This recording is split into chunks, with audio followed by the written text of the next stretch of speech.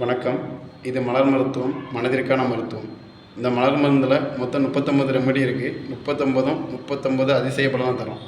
இந்த மலர் மருந்தை doctor Edward page அவங்க தான் அறிமுகப்படுத்தினாங்க.